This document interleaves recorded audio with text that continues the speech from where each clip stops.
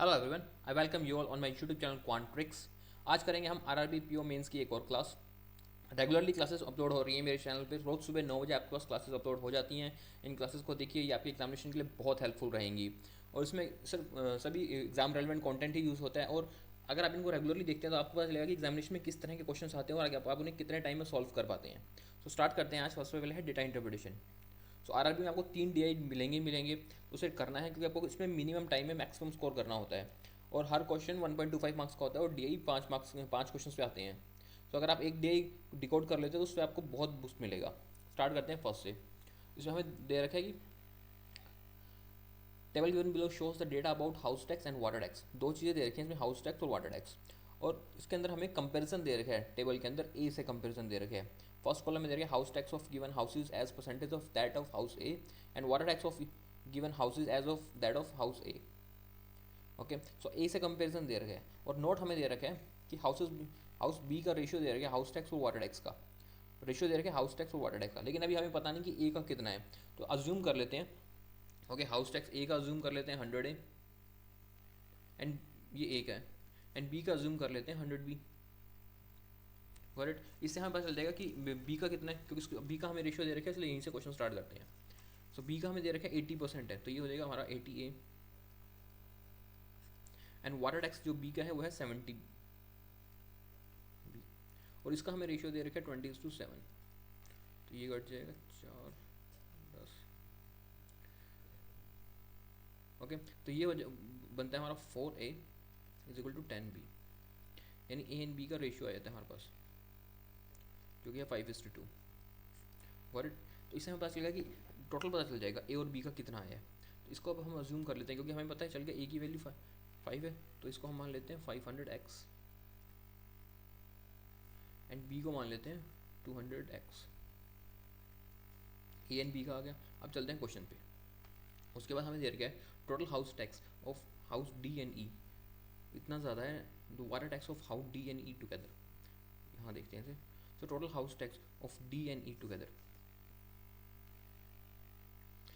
सो A का देखते हैं, इसमें देखते हैं डी एंड ई का। डी एंड ई का क्या देखे 88 एंड 60%। तो ये हो जाएगा हमारा 148 मल्टीप्लाई 5। यही बनेगा ए का एंड डी का 148x। उसके बाद हमें कंपेरिजन दे रखे हैं डी एंड ई का उदाहरण में। सो डी का 90 है एंड ई का 55 है, तो ये बन जाएगा 145x मल्टीप्लाई 2। और इनका डिफरेंस दे रखे हैं हमें 15,750। गॉट। यही दे रखे हैं। अब इसको हम सॉल्व कर लेते हैं। तो ये तो आ जाएगा 740x और ये आ जाएगा 290 इक्वल टू 15,750। तो x की वैल्यू आ जाएगी पॉइंट में आ जाएगा ये 450। तो यहाँ से हमें x मिल जाएगा। तो x मिल जाएगा 4×3=12 35। तो x की वैल्यू आ गई इसमें हमारे पास 35। आज हमारे पास x की वैल्यू आ गई तो हम x की वैल्यू उसमें पुट कर देंगे, तो हमारे पास a एंड b का एग्जैक्ट मिल जाएगा कि एग्जैक्ट कितना था हाउस टैक्स। इसको हम यहाँ से साफ कर लेते हैं, यहाँ एक टेबल बना लेते हैं, फिर आगे जगह नहीं बचेगी, इस करके यहीं बना लेते हैं टेबल। तो इसमें दे रखे x की वैल्यू आई थी हमारी 35। तो यहाँ बनाते हैं house tax and this is from water tax.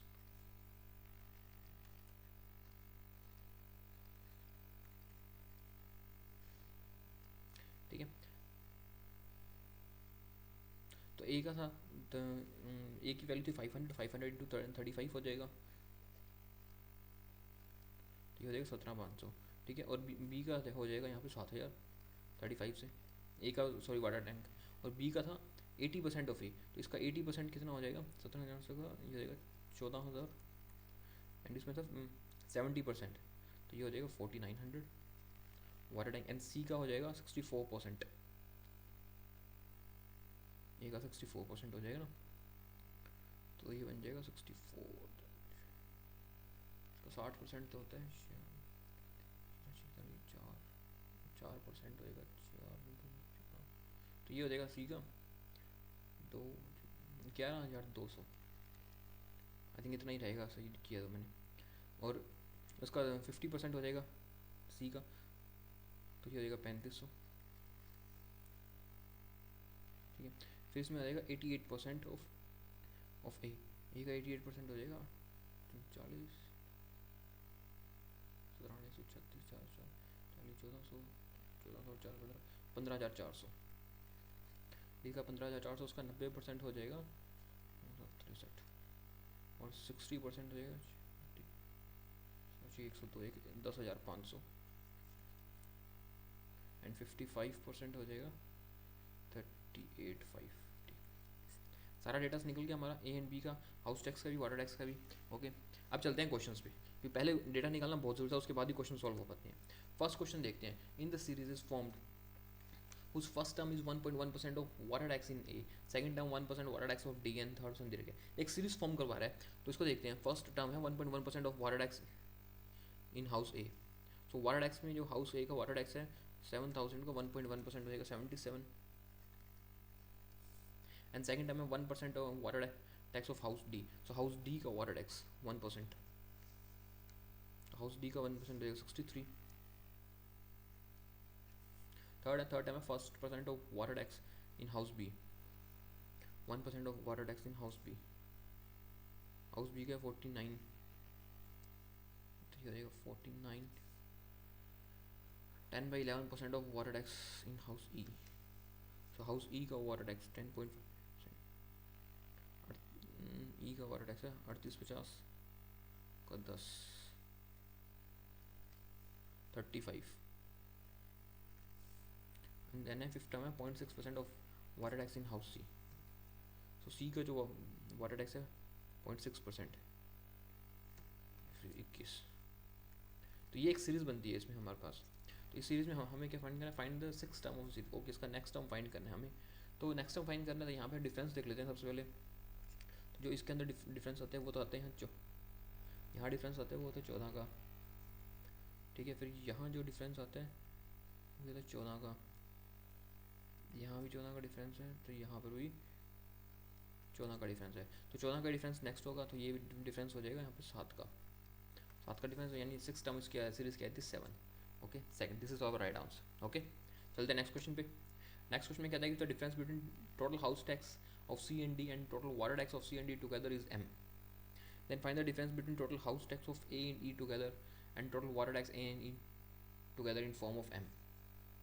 M के फॉर्म में फाइंड करना है। सबसे पहले हमें हाउस टैक्स चाहिए सी एंड डी का, और वाटर टैक्स चाहिए सी एंड डी का। तो वो जो डिफरेंस बनेगा, तो सी एंड डी का जो हाउस टैक्स है, ये सी एंड डी का हाउस टैक्स है 26,600, एंड सी एंड डी का वाटर टैक्स है 9800। तो इसकी जो वैल्यू है ये है हमारे को एम दे रखी है। तो जिसका डिफरेंस आता है वो आता है यहाँ पे 16,800, इसकी वैल्यू दे रखी है हम एम 16,800 की, अभी यहाँ दिख रहा होगा 16,800 की वैल्यू हमें एम दे रखी है। अब हमें उसके बाद उसने पूछा है कि find the difference between total house tax of A and E together and total water tax of A and E together in form of M। M के फॉर्म में उसकी वैल्यू बतानी है उसे, ठीक है। तो M के फॉर्म में अगर हमें उसकी वैल्यू बतानी है, तो उसका जो डिफरेंस था वो हमारा था 16,800। तो यहाँ M की वैल्यू तो मैं यहाँ लिख देता हूँ, अगर ना दिख रहा होता हूँ तो ये था 16,800। अब हमें बताना था कि total house tax of A and E together and water tax of A and E together. तो टोटल हाउस टैक्स जो है और ए एंड ई का वो बनता है 29,000 या 28,000, और ए एंड ई का बनता है 10,850, ठीक है। तो ये बन जाता है हमारा टोटल डिफरेंस 17,150। अब हमें इसके एम के रेशियो में ये इसकी वैल्यू बतानी है 17,150 की। कितना ज़्यादा है कितना कम है उस रेशियो में देख लेते हैं। तो इनका डिफरेंस देख लेते हैं कितना है। कि एम की वैल्यू 16,800 तो है ही, उसमें 17,150 और आ जाता है, तो एम की वैल्यू बन जाती है 350। एम की एक्स्ट्रा वैल्यू बन जाती है 350, और हमें ऑप्शन में ये रखे एम से कितना ज़्यादा कितना कम, तो एम से ज़्यादा है 350 ज़्यादा है, तो ये हमारा आंसर हो जाएगा option number D, M plus 350। Okay, चलते हैं नेक्स्ट क्वेश्चन पे। नेक्स्ट क्वेश्चन में कहता है कि the average houses of is the average tax of houses E and F 11,550 and average tax of house E and F दे रखे 4,725। then find which of the following statement of is or are true।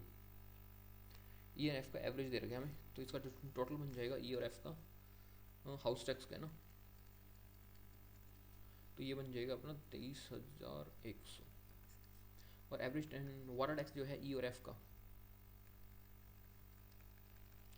ये water tax बन जाएगा अपने पास 9450।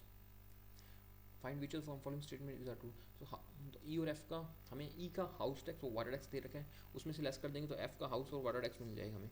तो ई का था 10,500 और उसका था 3850।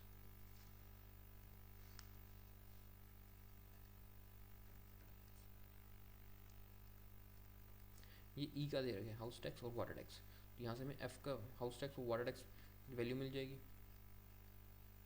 12,600, तो ये बन जाएगा। और इसमें बन जाएंगे हमारे पास 5,650। ठीक है, ये हमारे को ई का मिल गया, हाउस ई का भी मिल गया और एफ का भी मिल गया हमें, हाउस टैक्स और वाटर टैक्स दोनों मिल गए यहाँ पे। अब हमें क्या करना है, अब हमें कंपेयर करना है कि हाउस टैक्स ऑफ एफ जो है वो 90% of house tax of B है। देखते हैं house tax of F, B का 90%, बी का हाउस टैक्स है 14,000, जो 126, तो क्या 12,600 है? हाँ बिल्कुल 12,600 है, ये तो करेक्ट है। सेकंड है water tax of F is 80% of house tax, 80% of, एक second, water tax of house tax F that of A, अच्छा एफ का ए से वाटर टैक्स 80%, तो 5600 बनता है। तो ये तो नहीं आए, तो 5650 है, बट ये क्यों नहीं आएगा। थर्ड में कहते हैं water tax of F is 40% of house tax of F. So water tax इसका क्या, इसका 40% है, तो अगर इसका 40% करते हैं कहते हैं 50, 5,004 आते, तो ये भी नहीं आता। So only P is our right answer, only P, this option is correct. Okay, चलते हैं नेक्स्ट क्वेश्चन पे।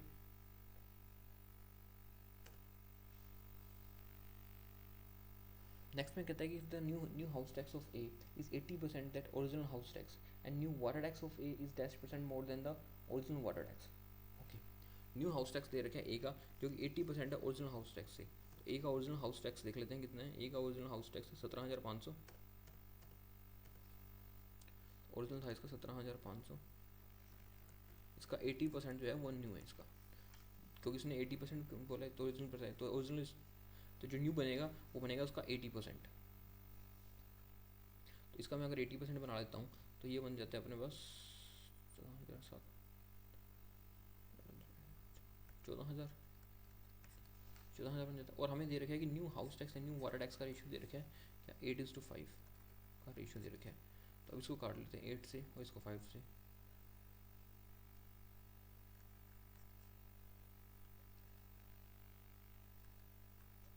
आठ हज़ार 750। तो ये हो जाएगा वाटर टैक्स का जो रेशियो हो जाएगा, जो न्यू बना है वाटर टैक्स उसका रेशियो है 8,750। और हमें बताना है कि under new water dash fill करना है हमें, इसमें कहा है कि new water tax of A is -% more than the original water tax. तो जो न्यू वाटर टैक्स है ये ओरिजिनल वाटर टैक्स से कितना ज़्यादा है। तो ओरिजिनल वाटर टैक्स था 7,000, तो इससे ये कितना ज़्यादा है, तो ये 1,750 ज़्यादा है 7,000 से, तो ये 25% ज़्यादा है। And D is our right answer 25%। Okay, next question पे चलते हैं। नेक्स्ट क्वेश्चन है डेटा सफिशिएंसी का क्वेश्चन। डेटा सफिशिएंसी के ऐसे क्वेश्चन एग्जामिनेशन में ज़रूर आते हैं, 3 से 4 आपको मिलेंगे और अगर 2 शिफ्ट में होते हैं तो हर शिफ्ट में मिलते हैं आपको, इनको ज़रूर करना, ये जरूर आते हैं एग्जामिनेशन में, छोड़ने वाले नहीं होते। एंड सेशन अच्छा लग रहा है, क्वेश्चन अच्छे लग रहे हैं तो प्लीज़ उसको लाइक कर दें वीडियो को और चैनल को सब्सक्राइब कर दें ताकि रेगुलरली 9 बजे आपको ये सेशन मिल जाए और आप इसे कर लें। स्टार्ट करते हैं आगे से। नेक्स्ट क्वेश्चन, इसमें कहता है कि A and B together can complete a work in 3 hours. The ratio of efficiency दे रखी है ए एंड सी की 5:3 and A and C together can complete the work. इसमें देखिए A and B together can complete करते हैं 3 hours में, ये तो हमें दे रखे हैं। ए एंड बी मिलकर करते हैं 3 आवर्स में कोई काम करते हैं। एंड एफिशिएंसी दे रखी है ए एंड सी की 5:3। Time taken by A and C together to complete the work. So हमें ए एंड सी को बताना है कि मिलकर कितने टाइम में काम करते हैं। तो ये कहते हैं ratio of B's efficiency and D's efficiency. तो बी और डी की एफिशिएंसी दे रखी है 4:1 and together can complete a work 3.2 hours. B and D की इंडिविजुअल एफिशिएंसी भी दे रखी है और ये भी कह रखा है कि मिलकर कितने टाइम में काम करते हैं। तो इससे हमें पता चल जाएगा कि बी एंड डी इंडिविजुअली कितने टाइम में काम को कंप्लीट करते हैं, ये तो हमें स्टेटमेंट 1 से मिल रहा है। और बी एंड डी इंडिविजुअली मिल रहा है और क्वेश्चन के अंदर हमें दे रखा है ए एंड बी मिलकर टुगेदर कितने टाइम में करते हैं। तो इससे हमें ये भी पता चल जाएगा कि ए कितने टाइम में काम करता है जब पता चलेगा ए कितने दिन में काम करता है तो ए और सी की एफिशिएंसी भी है, तो हमें यही पता चल जाएगा कि सी कितने दिन में काम करता है। तो सबके डेटा सारे हैं क्या कितने कितने टाइम में काम करते हैं, तो फर्स्ट स्टेटमेंट से तो आंसर आ रहा है, पता चल जाएगा ए एंड सी कितने टाइम में काम को कंप्लीट करते हैं। अब सेकंड को देखते हैं, तो उसमें क्या है कि in which A alone can complete 80% of work in 3 hour less than time then C alone can complete 60% of the work. Okay, तो इसमें क्या रहेगा कि ए जो काम करता है वो 80% का जो काम कर रहा है वो 3 आवर कम में करता है जो सी से कम करता है, और ए और सी की लेकिन हमें इंडिविजुअल एफिशिएंसी भी दे रखी है। जब हमें इंडिविजुअल एफिशिएंसी दे रखी है तो हमें पता है ना कि वो 80% काम कितने टाइम में कर लेगा, और सी कितने 3 आवर कम में करेगा, सी 60% करेगा, तो उसमें अपनी 60% एफिशिएंसी से करेगा। तो इसे हमें ए एंड सी का रेशियो मिल जाता है, तो इसे हमें ए और सी से भी आंसर आ जाएगा। ओके, तो इसमें जब पूरा करना नहीं होता, बस आपको ये समझना है कि कैसे कैसे किसका आंसर आ रहा है और किसका नहीं आ रहा वहाँ पे। तो इसका आंसर होगा करेक्ट थर्ड आंसर, इधर वन और इधर two alone are sufficient. Okay, चलते हैं नेक्स्ट क्वेश्चन पे। नेक्स्ट क्वेश्चन में कहता है कि bag contain some red white and yellow balls. Okay, yellow ball is 4 more than white ball and find the probability of taking out one white ball of the bag. कोई bag है उसमें 3 type की balls हैं, red white and yellow, and ये कह रहा है कि yellow ball is 4 more than white ball. इतना तो हमें क्वेश्चन में दिया हुआ है। उसके बाद कह रहा है कि probability of taking out one red ball of a bag is 2/5। So red ball की प्रोबेबिलिटी दे रखी है हमें 2/5। तो अगर रेड बॉल को ये मान लो ये 2x है, तो ये 3 मिलाकर 3x बन जाएगी। इसमें हमें ये पता चलेगा, लेकिन हमें ये पता है कि येलो वाइट से ज़्यादा है, और हमें फाइंड क्या करना है, find the probability of taking one white ball. One white ball के लिए हमें एक तो टोटल पता होना चाहिए एक तो, और साथ में वाइट बॉल इंडिविजुअली कितनी है उनका बारे में पता होना चाहिए उस बैग में। तो वाइट और येलो तो पता है इसमें डिफरेंस है 4 का, बट एक्चुअल कितनी है ये हमें नहीं पता, क्योंकि हमें पास टोटल नहीं है, तो तब तक पता नहीं चलता इसमें। तो ओनली वन से तो आंसर इसका नहीं आता। सेकंड में देखते हैं। सेकंड में ये कहता है कि when the number of red ball is increased by 200% and number of white ball is increased by 300%, the number of red ball become 8 more than the number of white ball in the bag. Okay, second का लगा है, इसमें से देखते हैं, इसको try करते हैं। तो सेकंड में हम देखते हैं कि 2/5 तो हमें दे दिया था, 2/5 देगा फर्स्ट में, उसको 3x भी मिल गया था हमारे पास। और क्या क्या था इसके अंदर हमारे पास,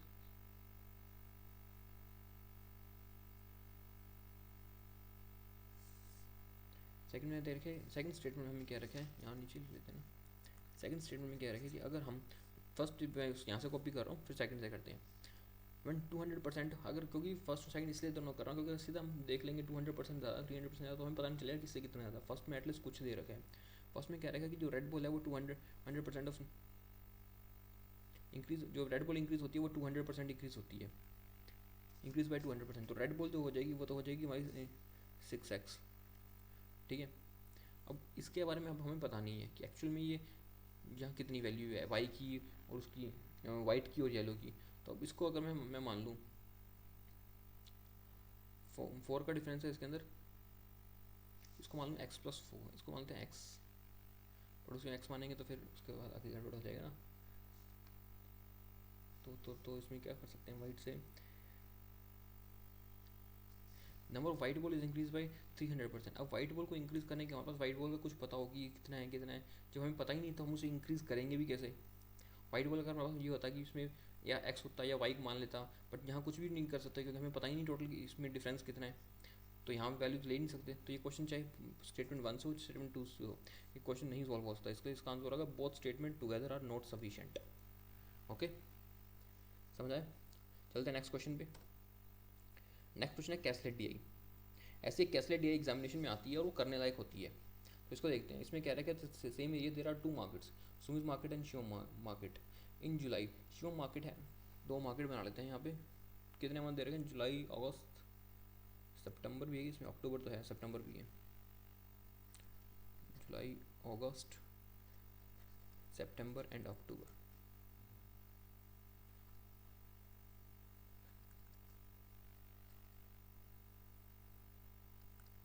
सुमित एंड शिवम।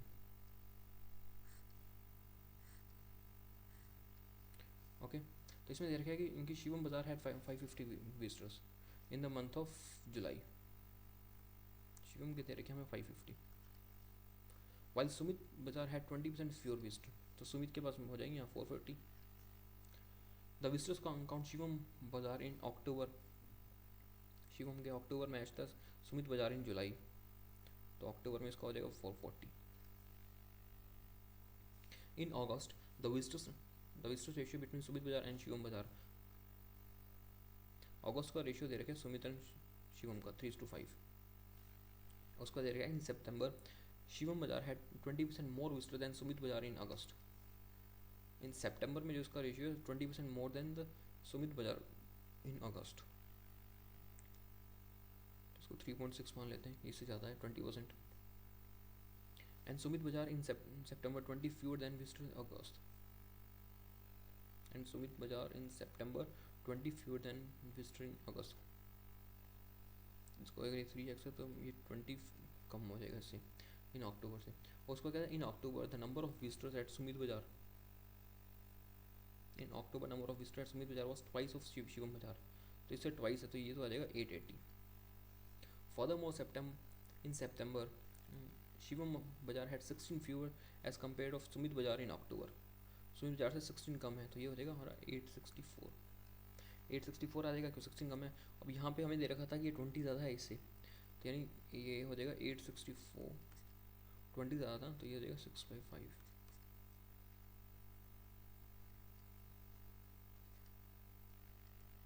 तो 720, तो ये आ जाएगा 720। उसमें हमें रेशियो दे रखा है 3:5 का, तो यहाँ पे बन जाएगा हमारा 1200। एंड ये कह रखा था कि 20 लेस है तो 700, ये वैल्यू आ गई हमारे पास। अब इसको टोटल कर लेते हैं, तो यहाँ पे जब इसका टोटल करते हैं तो इसमें तो ये वैल्यू आ जाती है हमारे पास 10, 15, 17, एक मिनट ये लेती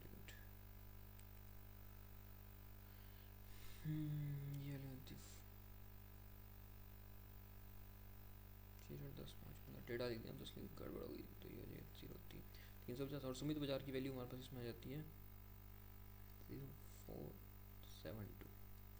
0472।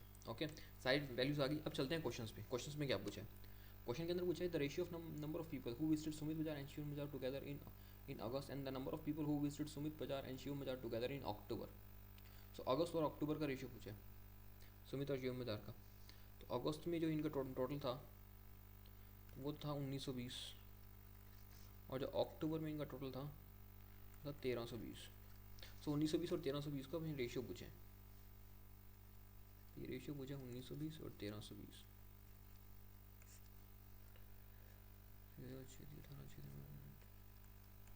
11-16 16:11 का रेशियो बनता है यहाँ पे हमारा। Option number is our right answer 16:11। Okay, चलते हैं नेक्स्ट क्वेश्चन पे। नेक्स्ट में कहते हैं calculate the disparity between the overall number of visitor तो सुमित बाजार and Shivam Bazaar in all the 4 month collectively. तो इन चारों का हमें डिफरेंस बताने कितना है।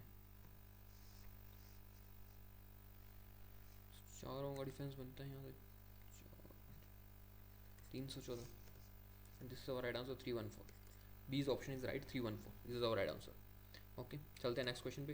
नेक्स्ट में कहता है कि Shivam Bazaar the ratio of number of female to male who visited in September 5:3 and determine the difference between the number of male and female who visited on that day। so Shivam बाजार जो का सितंबर में 5:3 था, उसका डिफरेंस बताना है मेल एंड फीमेल का। so Shivam बाजार सितंबर में था 864 एंड 5:3 का ratio 5 and male and female का, तो इसका हम डिफरेंस बता देंगे। तो ये 2/4, तो ये 4 से कट जाएगा, it is 216। This is our right answer 216। Option number B is our right answer 216। Okay, चलते हैं नेक्स्ट क्वेश्चन पे। नेक्स्ट क्वेश्चन में कहते हैं what is the percentage of number of people who visited Shivam Bazaar in September compare to number of people who visited there in August. तो शिवम बाजार का percentage बताना है सितंबर कंपेयर टू अगस्त। सितंबर में था 864 और अगस्त में था 550, 1200 था 864, उसका रेशियो पूछा है सिर्फ 1200 का। 72%। Option number A is right answer 72%। Okay, चलते हैं नेक्स्ट क्वेश्चन पे। हाँ, नेक्स्ट क्वेश्चन के अंदर हमें दे रखे एक और डी आई है।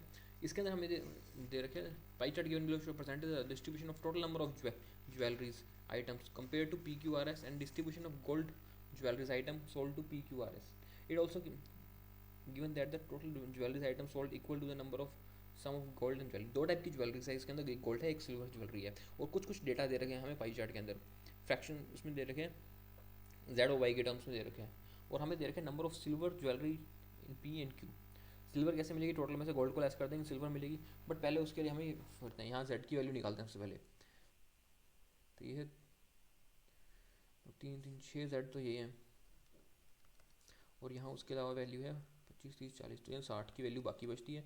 तो जेड की वैल्यू आई थी यहाँ से 10, ठीक है। और गोल्ड में बात कर लेते हैं, वाई की वैल्यू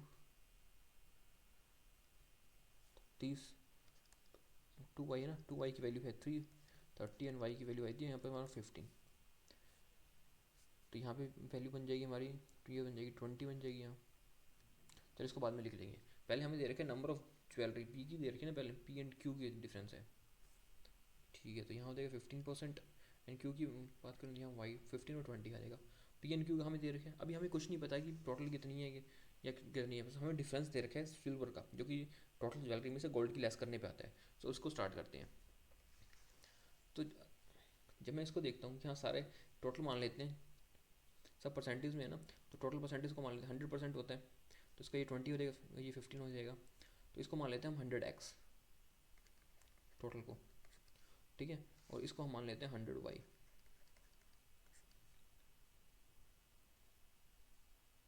ठीक है। तो इसमें अगर p का डिफरेंस देखते हैं तो p होता है ये बनती है 20x minus 15y equal to 140। एक तो ये इक्वेशन बनती है यहाँ से। सेकंड में देखते हैं कि b का भी डिफरेंस दे रखे हैं, तो b में बनते हैं 15x एंड बनते हैं 20y, ये बनते हैं 70। इन दोनों इक्वेशन को सॉल्व कर लेंगे तो x और y दोनों की वैल्यू आ जाएगी, जिससे हमें टोटल मिल जाएगा दोनों का। फिर हम सारी सब कुछ निकाल सकते हैं इसमें से। तो इसको देख लेते हैं, तो ये बन जाएगा 80x minus 60y is equal to 560 and इसमें बन जाएगा हमारे पास 45x minus 60y is equal to 210। ये रेशियो बनते हैं। तो यहाँ आते हैं माइनस प्लस माइनस 35, एक्स की वैल्यू बनती है यहाँ पे हमारे पास 350। तो एक्स की वैल्यू तो आ गई 10, एक्स की वैल्यू आ गई, तो हम वाई की वैल्यू भी फाइंड कर सकते हैं। 260 15 60, तो वाई की वैल्यू आ जाएगी 4। तो यानी ये जो टोटल था ज्वेलरी का, ये था 1000, क्योंकि हमने 100x माना था। एंड गोल्ड का जो टोटल था ये था 400, इसमें से 400 गोल्ड है। अब हमारे पास टेबल बन सकता है गोल्ड का, ज्वेलरी का भी और उसका भी। तो यहाँ मैं बना लेता हूँ table P Q R and S. Total है ये 1000 और यहाँ बन जाएगा गोल्ड का, जो कि हमारे पास है टोटल 400। तो फर्स्ट का बनाते हैं, तो ये बन जाएगा अपना 200, फिर आएगा 150 और फिर आ जाएगा हमारे पास 10 35 350 और फिर इसमें से बचेगा 300। एंड गोल्ड की बात करें तो गोल्ड का आ जाता है हमारे पास 15 60 देन 80 देन ये बन जाएगा 100 और बचाएगा इसमें हमारा 160। तो गोल्ड भी आ गया। अब बात कर लेते हैं सिल्वर की, क्योंकि बचाएगा सिर्फ सिल्वर।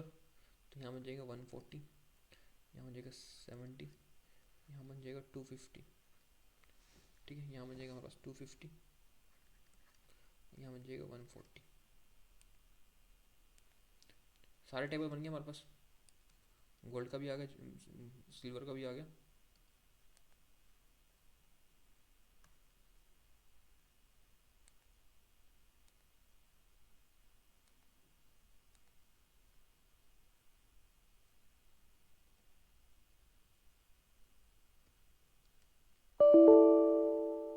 ये क्या हो गया, बंद क्यों हो गया?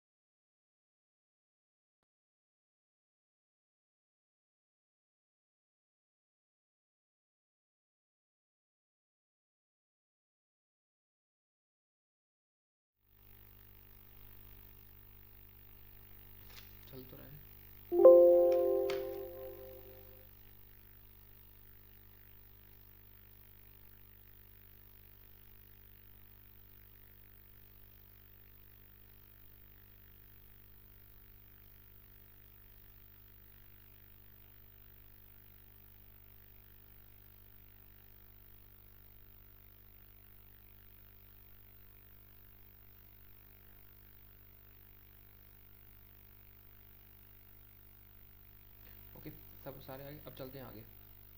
अब इसमें देखते हैं हमारे पास सारे डेटा भी आ गए, गोल्ड का भी आ गया, टोटल भी आ गया, गोल्ड का भी आ गया एंड सिल्वर का भी आ गया। ये बन जाएगा टोटल 600। अब चलते हैं आगे क्वेश्चन में क्या करके, फर्स्ट क्वेश्चन पे चलते हैं। फर्स्ट क्वेश्चन में क्या रखे, total the combined total of jewelry items sold by company P and Q, how much percent more higher than the silver jewelry item of R? So P and Q, क्योंकि total jewellery item, okay, total jewellery item जो P and Q की है वो कितनी है, P and Q की total value है 350। यहाँ से मेरे पास हो जाएगा क्योंकि है 350 एंड उसके बाद दे रखे percentage of higher than the silver jewellery. तो आर की जो सिल्वर ज्वेलरी है वो आर की सिल्वर है 250,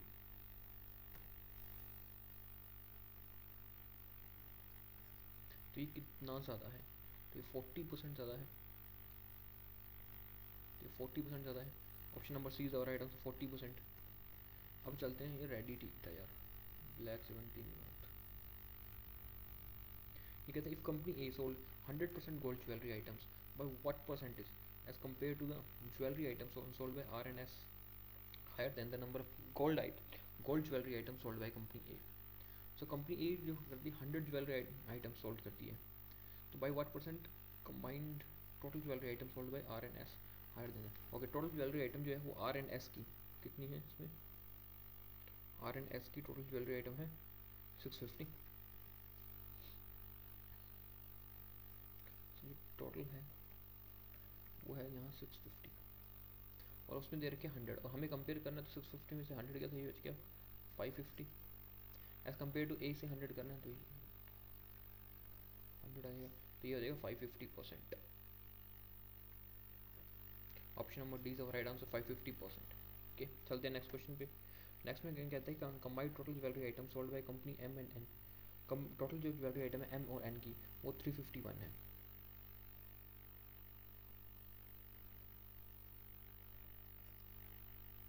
What percent more and less than the combined jewelry item sold by company M and N compared to the number of silver jewelry item sold by R and P? So R and P की silver jewellery item है उसे compare करना है। Are and P की जो अगर silver देखते हैं तो 250 एंड 140, तो 390 तो इसकी सिल्वर हो जाएगी आर एंड पी की। आर एंड पी की सिल्वर कितनी हो जाएगी 390, तो ये हो जाएगा 31 की हो जाएगा ये 39 हो जाएगा ना, तो ये हो जाएगा 10%। Option number A is right answer 10%।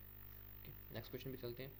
Next में कहता है कि companies L and K sold total 1200 items, what is the ratio of combined jewellery item sold by L and K to the number of combined silver item sold by P Q R and S.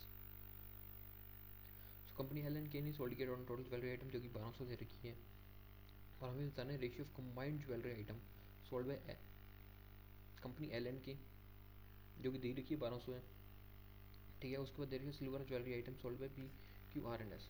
Silver jewellery item जो P Q R and S की है, P Q R and S की जो है 600 है, वो हमने find कर ही रखी है। तो ये पूछ रहा है 1200 और 600 का रेशियो पूछा है, जो कि देगा 2:1। सिंपल। ठीक है, ये क्वेश्चन करने वाले होते हैं, छोड़ने वाले नहीं होते एग्जामिनेशन में। तो ऐसे क्वेश्चन आए तो उन्हें ज़रूर टैकल करना, ये मत सोचना कि ऐसे ही चाहिए वैसे ही चाहिए उसको छोड़ दूँ, तो छोड़ने वाला इसमें कुछ भी नहीं होता। सो नेक्स्ट स्टार्ट करते हैं। नेक्स्ट क्वेश्चन है अर्थमेटिक का।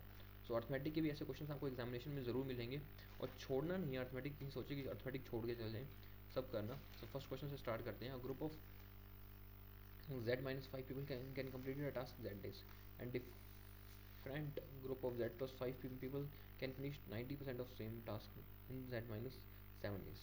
तो ये में एक इक्वेशन दे रखी है, इसमें क्या रखा है कि z माइनस जो 5% है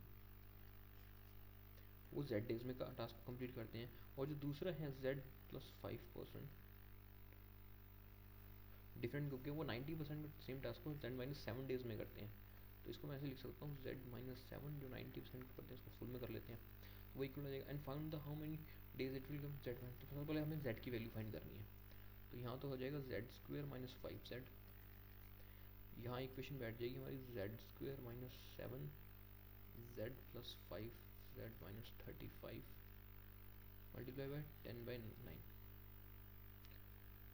9 इधर ले ऐसे इधर डिवाइड कर देते हैं, multiply 9z square minus 45z is equal to 10z² minus के 70z प्लस 50 माइनस 350।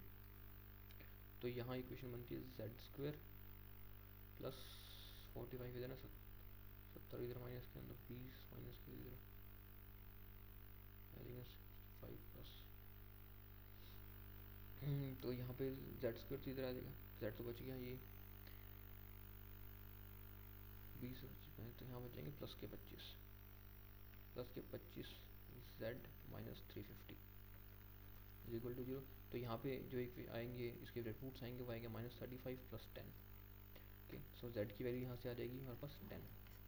अब z की वैल्यू 10 आ गई, तब हम देख लेते हैं इसको, क्वेश्चन में पुट करते हैं, सारी वैल्यूज निकल जाएगी इसमें। तो हमें पूछा गया था कि z plus 15 days can complete entire task. So z की वैल्यू 10 आ गई, तो हमें उसको z प्लस 15 डेज है ना, तो ये बन जाएगा 5 में। पहले था हमारा टोटल फाइंड करना है, तो टोटल में था ये बन जाएगा हमारे पास 5 इंटू 10 50, और 25 डेज में करते हैं क्योंकि z 10 है तो वो करते हैं 2 डेज में। Option number C is right answer 2 days. इसमें सिर्फ इस इक्वेशन का था, उसके अलावा क्वेश्चन में कुछ भी नहीं था। ओके, चलते हैं नेक्स्ट क्वेश्चन पे। नेक्स्ट क्वेश्चन में कहता है कि 3 फ्रेंड्स हैं ए बी एंड सी, जो कंबाइंड जिनकी कंबाइंड एज दे रखी है 121। Sum of the square of their ages दे रखी है 11280, और प्रेजेंट एज दे रखी है अलायंस की 3 time of Bob's and 4 year ago Carlos was 1 year older than Bob. Okay, so A B and C मान लेते हैं 3 पर्सन हैं जिनकी कंबाइंड एज दे रखी है 121, इसमें कंबाइंड एज दे रखी है, और हमें क्या रखा है कि एट प्रेजेंट जो अलाइंस है वो 3 टाइम्स मोर देन बॉब। तो उसकी बॉब की अगर इसकी एक्स है तो ये हो जाएगी 3x, एंड 4 साल पहले उसकी एज में 1 साल का डिफरेंस हो, तो अभी 1 साल का ही डिफरेंस होगा। तो Carlos is 1 year older than Bob, तो कार्लो की एज हो जाएगी x+1, इसका दे रखा है 121, तो ये बन जाएगा 5x इज इक्वल टू 120 24, तो x की वैल्यू आ जाएगी यहाँ 24। तो x की वैल्यू 24 आ गई, तो इन सबकी एज निकाल सकते हैं हम, ये हो जाएगी 72 24 एंड 25। ए बी एंड सी तीनों की एज आ गई हमारे पास। अब हमें फाइंड करना है करंट एज ऑफ बॉब, इसमें क्या रखे वाई, यानी वाई की वैल्यू है 24, ये हमें दे रखे है, तो हमें वाई स्क्र, तो वाई स्क्र होता है 576 माइनस ये हो जाएगा 400, तो ये हो जाएगा 176। This is our right answer, option number D 176। Okay, चलते हैं नेक्स्ट क्वेश्चन पे। एक और अर्थमेटिक का क्वेश्चन। इस क्वेश्चन को सबसे पहले आप खुद से बनाएं और उसके बाद सॉल्व करने का ट्राई करें कि आप अपनी तरफ से किस तरह से क्वेश्चन करते हैं और कितने टाइम में उसको टैकल करते हैं। मैं स्टार्ट करता हूँ नेक्स्ट क्वेश्चन को, एंड प्लीज़ वीडियो को लाइक कर दो, चैनल को सब्सक्राइब कर दें, ताकि ऐसे क्वेश्चन आपको रेगुलरली मिलते रहें। और रोज़ सुबह 9 बजे सेशन अपलोड होगा, उसको देखना मत भूलें, हर रोज़ सुबह 9 बजे। सो स्टार्ट करते हैं। इसमें कहता है कि a person deposit 8000 in a bank offering compound interest 15% compounded annually for first 3 years, and after that simple interest 25% for the rest of the time. So कोई बंदा है उसने 8000 भी इन्वेस्ट किए, अब 15% के कंपाउंड इंटरेस्ट 3 साल पे, तो जो फर्स्ट साल के हो जाएंगे 15 8 120 1200 हो जाएंगे, सेकंड साल के लिए हो जाएगा 15% पे 180, एंड थर्ड साल पे हो जाएगा इसके 1890 1827। इसको मल्टीप्लाई 3 से मल्टीप्लाई, ये मैं क्यों कर रहा हूँ कैसे कर रहा हूँ उसके लिए आप मेरे को प्रीवियस सेशन देखे, उसमें मैंने सब कुछ समझा रखा है कैसे करता हूँ। 5427, तो ये हो जाएगा 6, ये इसका इंटरेस्ट आ गया। अब उसने बोला कि सिंपल इंटरेस्ट 25% पर एनम पर रेस्ट ऑफ द टाइम के लिए, यानी 2 साल के टोटल उसने 5 ईयर्स के लिए किया, तो रेस्ट ऑफ द टाइम के लिए इंटरेस्ट पे किया है उसमें, उसने 25% इंटरेस्ट पे उसने पे किए। तो 8000 तो ये था, इसमें इतना इंटरेस्ट आ जाएगा, तो टोटल बन जाएगा इसका 12167। ठीक है, ये 25% पे नेक्स्ट 2 ईयर्स के लिए, तो ये हो जाएगा 2 आ गया,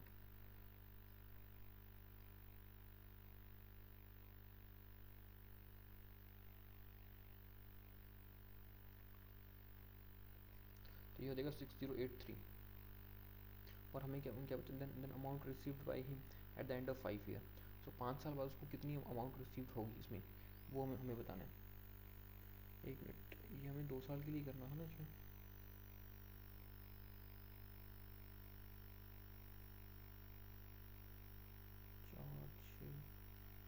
कुछ गड़बड़ कर दी कि amount received by him at the end of 5 year, पहले 3 साल के लिए किया था 4,100।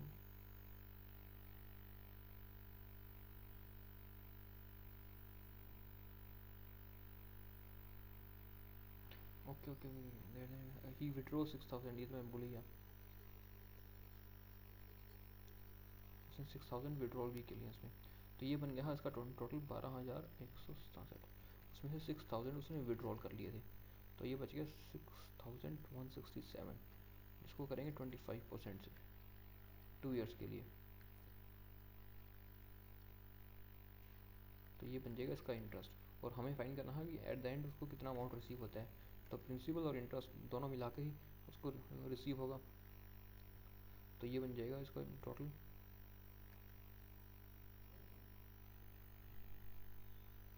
92505। Option number C is right answer 92505।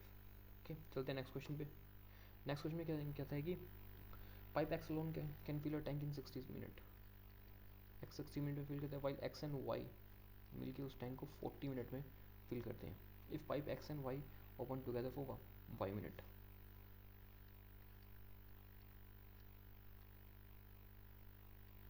तो यहाँ से वाई का मिल जाएगा एफिशिएंसी 1, और उसके बाद कह रहा है कि pipe X and Y open together for Y minute, तो एक्स और वाई मिनट के लिए जो जिनकी 3 एफिशिएंसी उसको ओपन करते हैं, then X is close, X बंद कर दिया और फिर वाई को ओपन कर गया,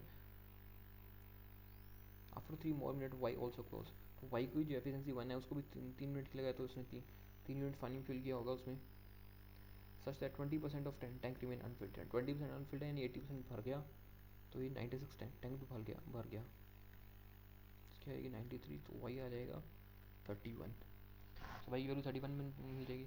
सो find the value of Y, तो वाई की वैल्यू यही है हमारी ई, ऑप्शन नंबर ई 31। ओके, समझ आ रहा है आपको? प्लीज़ सेशन को लाइक कर दें, मैं फिर से कह रहा हूँ, और सब्सक्राइब कर लें मेरे चैनल को, ताकि रेगुलरली 9 बजे जब तक आपकी एग्जामिनेशन नहीं होती हर रोज़ सुबह 9 बजे वीडियो अपलोड होंगी, उसको देखिएगा। नेक्स्ट क्वेश्चन पे चलते हैं। नेक्स्ट में कहता है कि out of her income 32,000 X spend P% and rest, saving of Y are equal to 80% of saving of X and Y.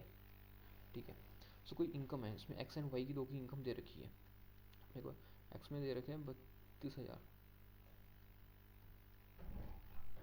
And x spend करता है उसके अंदर से P% की इनकम को अपने स्पेंड कर देता है, तो जो स्पेंड करता है वो इतना आता है 30 बचे हुए उसकी सेविंग हो जाती है, जो सेविंग होती है उसकी वही 32,000 माइनस 320p, ये उसकी सेविंग हो जाएगी। एंड उसके वाई की बात कर लेते हैं, saving of Y is equal to 80% of saving of X, so X का 80%, तो एक्स का 80% कर लेते हैं इसमें, जो उसकी वाई की सेविंग हो जाएगी।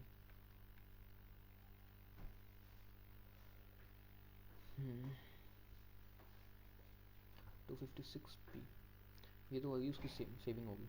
अब उसमें क्या है कि Y spend 1800 more than she saved, जितना वो सेव करती है उसमें सेविंग परसेंट 1800 जाता है जितने उसके एक्सपेंसेस हैं, तो उसमें से हम 1800 ऐड कर देते हैं उसमें, तो 1800 जब ऐड करते हैं तो ये बन जाता है 26,400 माइनस 256p, यही वैल्यू बनती है। अब उसके बाद क्या रखा है कि the income of Y is equal to 38,000, income दे रखी है 38,000, then find the value of P. Income क्या होता है, एक्सपेंसेस प्लस सेविंग, यानी अगर मैं उसके एक्सपेंसेस और उसकी सेविंग को जोड़ दूँ तो हमें उसकी इनकम जो कि 38,000 दे रखी है वो मिल जाएगी, उसका तो हमें टोटल दे ही रखा है, तो पी की वैल्यू फाइंड करने के लिए हमें इनको ऐड करना पड़ेगा। तो अब मैं इनको अगर ऐड करता हूँ तो ये होते हैं 52,000 माइनस 512p, इसकी वैल्यू हमें दे रखी है 38,000, इसकी वैल्यू दे रखी है 38,000, तो ये बन जाएगा यहाँ से हमारा 14,512 p।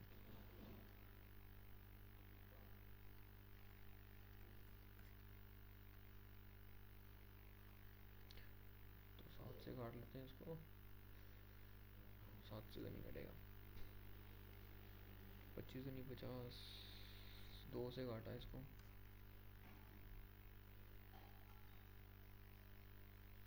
512,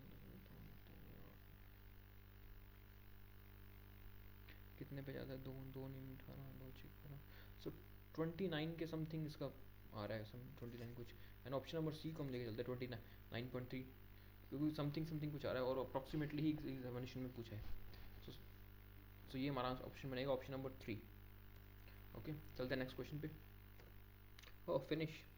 okay, that's all for today. I hope आपको सेशन अच्छा लगा हो, एंड अच्छा लगा तो प्लीज़ इस वीडियो को लाइक कर दें, चैनल को सब्सक्राइब कर दें, ताकि रेगुलरली आपको ऐसे क्वेश्चंस मिलते रहेंगे जिन्हें आप प्रैक्टिस कीजिए, आपकी इससे बहुत अच्छी प्रैक्टिस हो जाएगी। और हर रोज़ सुबह 9 बजे ये सेशन आएगा, इस बात को याद रखिएगा, और रेगुलरली इनको सॉल्व कीजिएगा। Okay, thank you.